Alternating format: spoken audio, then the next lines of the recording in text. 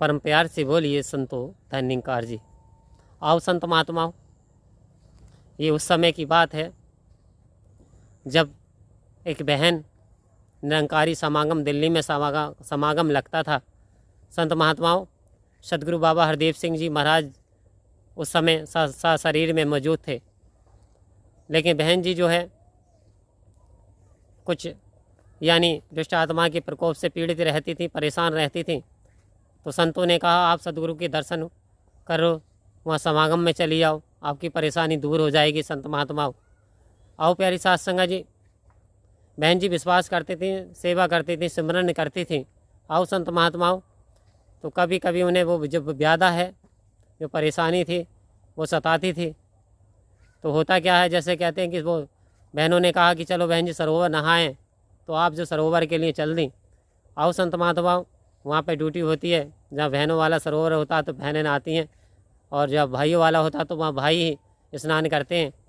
तो वहाँ पे जो बहन जी जाती हैं और जब स्नान करने के लिए जैसे जाती हैं तो प्यारी साथ संगत जी वैसे ही क्या होता है, उनके मस्तिष्क पे मेंटालिटी बन जाती है। इस प्रकार से प्रकोप दुष्ट आत्मा का हुआ कि वो उन्हें गहराई में लेती चली जा रही थी। आओ प्यारी साथ संगत जी, वहाँ पे खड़ी बहन जी की नज़र जैसे ही सदगुरु की कृपा हुई, सदगुरु की ऐसे ही कृपा हुई, बहन जी भागी हुई दौड़ के गई, जो सेवादार बहन जी थी, और पकड़ कर लेकर के आई।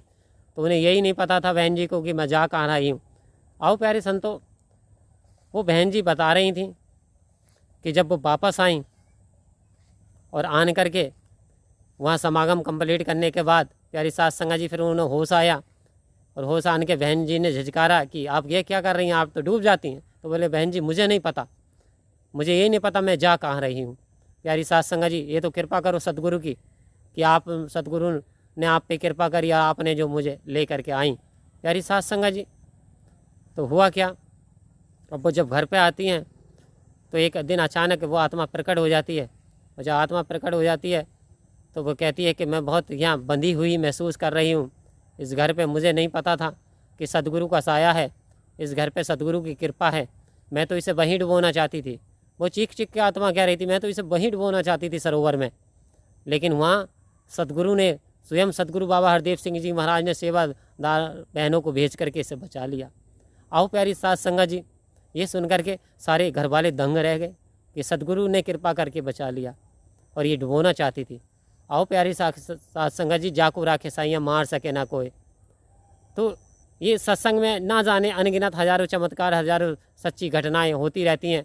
संत महात्माओं, सदगुरु बाबा हरदेव सिंह जी महाराज हों, या माता सुदीक्षा या माता सबंदर हरदेव सिंह जी महाराज हो, यदि हमने वास्तव में सिमरन पे चले, 5 वचन पे चले, निरंकार का ध्यान रखा, हम सदगुरु के आदेश पे चले, तो वास्तव में हमारा बाल बांका होने वाला नहीं है। आओ प्यारी साथ संगत जी, घर के सदस्यों ने, महात्माओं ने सिमरन किया, चरणामृत छिड़का और चरणामृत दिया, तो वो बहन जी स्वस्थ हो गई, ठीक हो गई। तो कृपा करो हमारा विश्वास सदगुरु की कृपा से बढ़ता चला जाए सदगुरु के चरणों में, और ध्यान रहे संत महात्माओं की जैसा आदेश उपदेश आए हमें वैसा चलना है।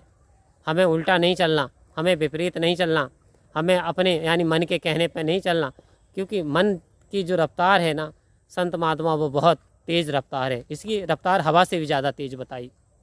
यानी अभी ये यहाँ है तो अभी कहीं दूसरे स्थान पे है, कहीं कहीं है। प्यारी साथ संगत जी, ये मन इंसान को टिकने नहीं देता, ये विश्वास डुलायमान चलायमान करता रहता है। तो हमें सदगुरु के चरणों में अरदास करते हुए, विनती प्रार्थना करते हुए, आओ प्यारी साथ संगत जी, जितना भी जीवन मिला सदगुरु तेरे चरणों में निभ जाए, तेरे चरणों में आखिरी सांस भी तोड़ निभ जाए, संतों की चरण धूलि मिलती चली जाए।